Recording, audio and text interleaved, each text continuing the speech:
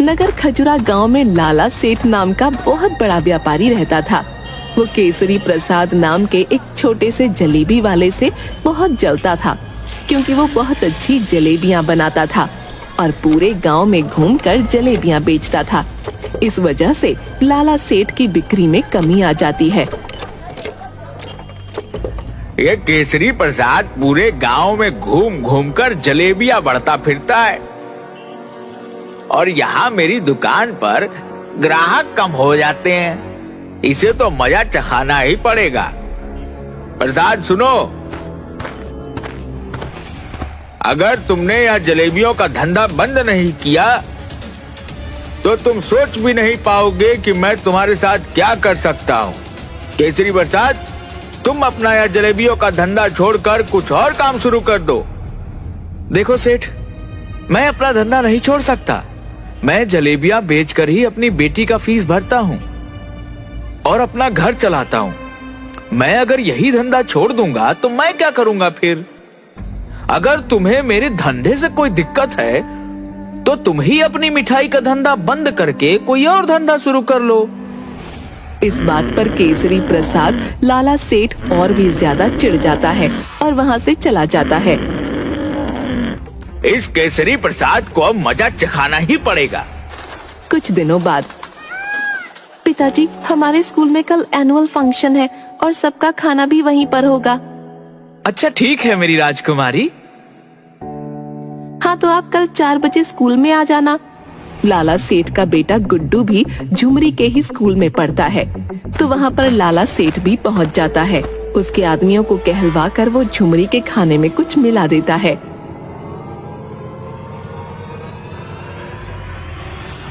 जिस वजह से झुमरी बीमार हो जाती है। रात को झुमरी, पिताजी, मेरे पेट में बहुत जोरों का दर्द हो रहा है, और फिर वो उल्टी कर देती है। अरे बेटा, क्या हुआ? चल तुझे अभी डॉक्टर साहब के पास लेकर चलता हूँ। फिर केसरी प्रसाद झुमरी को अस्पताल लेकर जाता है। डॉक्टर साहब, इसे पेट में बहुत दर्द हो रहा है और इसे उल्टी भी हो रही है। इसके खाने में कुछ ऐसा आ गया है जिस वजह से इसके पेट में दर्द हो रहा है। डॉक्टर कुछ दवाई देता है। फिर झुमरी 4 दिन तक ठीक नहीं होती और बिस्तर से उठ नहीं पाती। न जाने मेरी बेटी को क्या हुआ है, 4 दिन से बिस्तर से उठ ही नहीं पा रही है। तभी उसके पास से एक पागल धक्का मारकर निकलता है। अरे भाई, जरा देख कर चलो।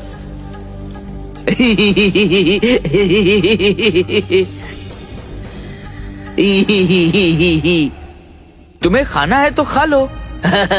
पर इसमें दवाई मिली है ना? क्या? अरे नहीं नहीं भाई, इसमें कोई दवाई नहीं मिली है, खा लो। ये मैंने खुद अपने हाथों से बनाई है। अरे नहीं, वह है ना, वो मोटा सेठ, उसने इसमें दवाई मिलाई थी। तभी वहाँ झुमरी आ जाती है।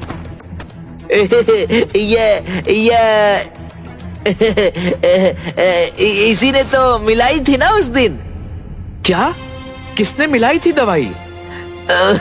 उस मोटे सेठ ने उस दिन मिठाई में कुछ मिला दिया था।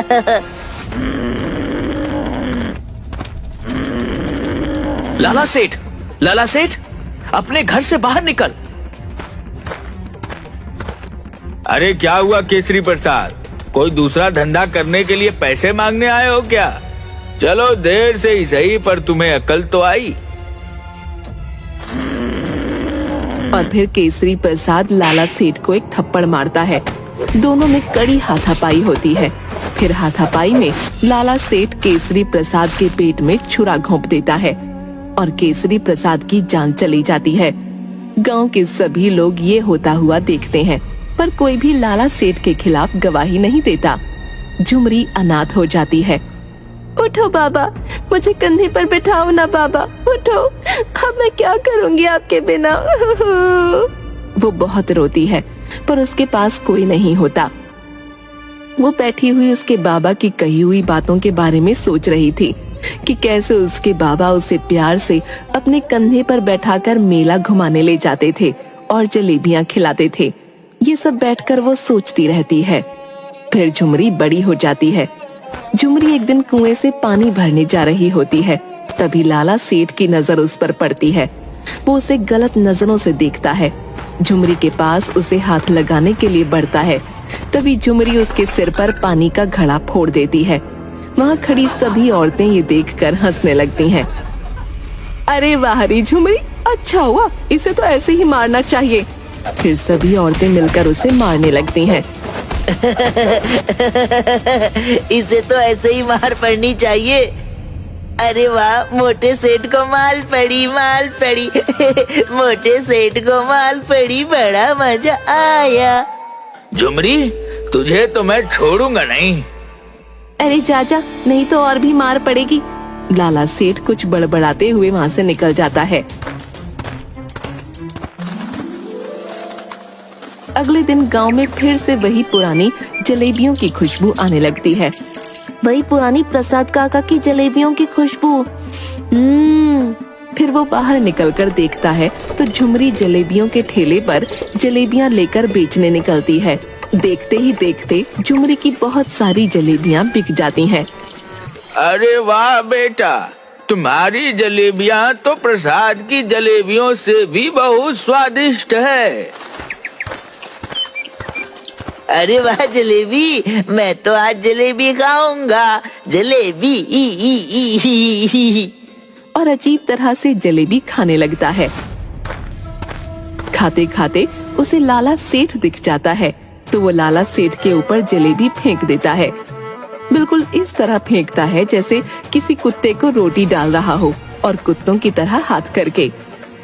तुझे भी जलेबी खानी है? लाला सेठ गुस्से से वहाँ से निकल जाता है।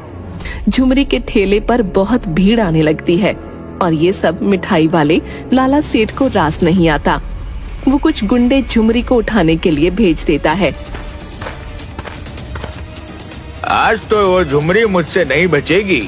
जैसे ही वह आएगी मैं उसे भी उसके बाप के पास पहुंचा दूंगा। बहुत हवा में उड़ रही है ना। तभी वो दोनों गुंडे पिटी हुई हालत में लाला सेठ के पास पहुंचते हैं। अरे तुम्हारी यह हालत किसने की? और किसने लाला सेठ? उस लड़की ने जिसे आपने उठाने के लिए भेजा था। वह तो बड़ी ही टेढ़ी खीर निकली। मैंने तुम दोनों को एक लड़की उठाने के लिए कहा था। तुम दोनों से वह भी ठीक से नहीं हुआ। अब जाओ यहाँ से और मुझे अपनी शक्ल मत दिखाना। पर यह झुमरी इन दोनों हट्टे कट्टे पहलवानों को कैसे पीट सकती है? फिर उसे याद आता है कि उसने उसकी भी हालत खराब कर दी थी। वो सोचता है कि झुमरी को मजा चखाना ही पड़ेगा। एक दिन झुमरी जलेबी का ठेला लेकर गांव में बेचने जा रही थी। तभी लाला सेठ उसकी गाड़ी को झुमरी के ठेले के आगे रोक देता है। झुमरी उसका ठेला रोड की दूसरी तरफ ले जाने लगती है। फिर लाला सेठ उसकी गाड़ी को और आगे बढ़ा लेता है और झुमरी को नहीं निकलने देता। फिर लाला सेठ गाड़ी से बाहर निकलता है।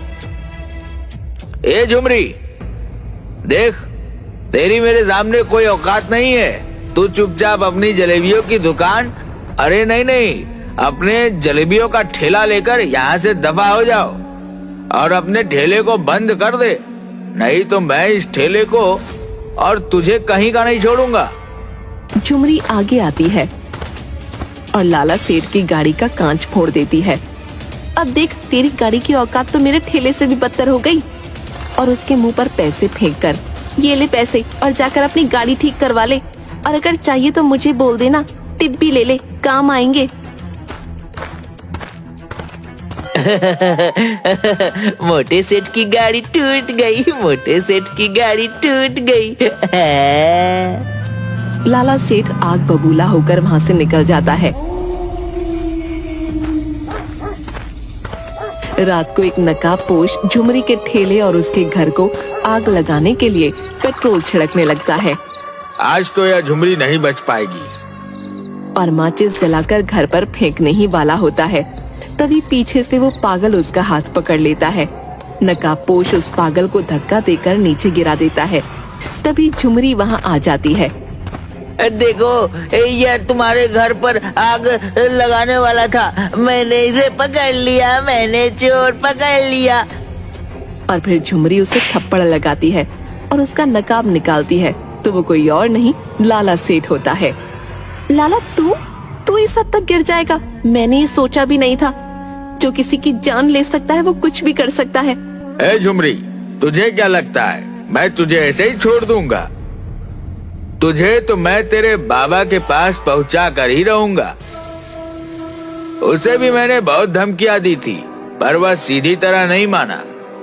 फिर मैंने उसका पत्ता काट दिया, पर अब तूने भी मेरी नाक में दम कर दिया है। मैं तुझे भी नहीं छोड़ूंगा, और ये पागल आज तो यह भी मेरे हाथों से मरेगा। और फिर लाला सेठ चाकू निकालकर झुमरी को मारने के लिए आगे बढ़ता है। तभी वो पागल सीधा खड़ा हो जाता है और लाला सेठ का हाथ पकड़ लेता है और चाकू नीचे फेंक देता है। लाला सेठ को वो एक थप्पड़ मारकर नीचे गिरा देता है। लाला सेठ का थप्पड़ की वजह से सिर चकराने लगता है और उसके कानों से खून निकलने लगता है। हवलदार, पकड़ लो इस लाला सेठ को और बंद कर दो हवालात में। तुम ठीक कैसे हो गए? और ये सब क्या नाटक लगा रखा है? ये कोई नाटक नहीं है लाला सेठ, तुझे पकड़ने के लिए मुझे पागल बने रहने का नाटक करना पड़ा ताकि मैं तुझे रंगे हाथों पकड़ सकूं। ये देख, तेरे किए हुए सारे गुनाहों के सबूत, ये फोटो। हाँ लाला सेठ, तुझे क्या लगा था मैं अकेली हूँ? मेरा साथ देने वाला कोई नहीं।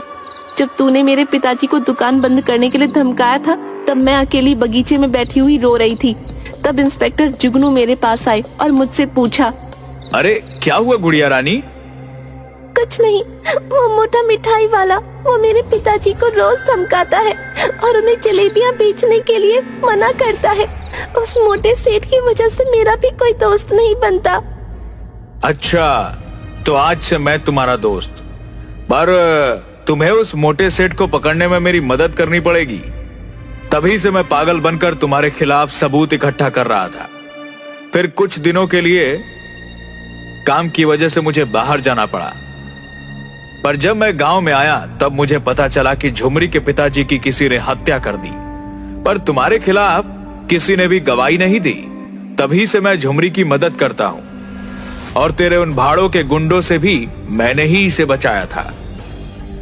और फिर इंस्पेक्टर जुगनू लाला सेठ को जेल में बंद कर देता है।